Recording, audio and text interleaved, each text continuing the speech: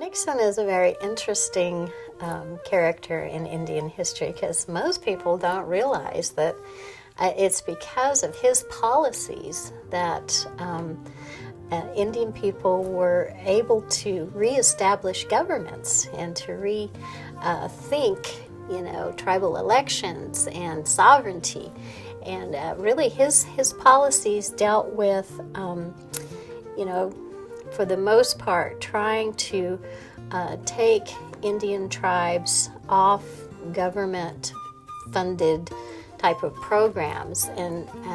creating a situation where they could be independent, and really self-determination sprang from this, and where Indian people could, through their governments, make decisions for themselves rather than the federal government sort of acting as,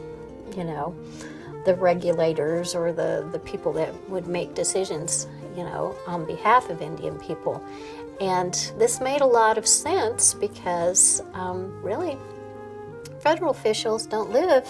for the most part, with Indian people. And so when it came to health care and education and many of the needs, housing that Indian folk, had, there was a misunderstanding as to, what they really needed according to where they lived or what their issues were. And Indian people, for the most part, they know best about what it is that they need. And I think, in that respect, Richard Nixon really had an insight into, this, and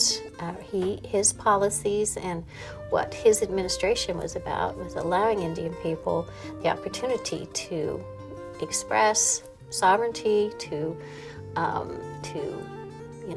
develop self-determination to the point where they had elections again and could,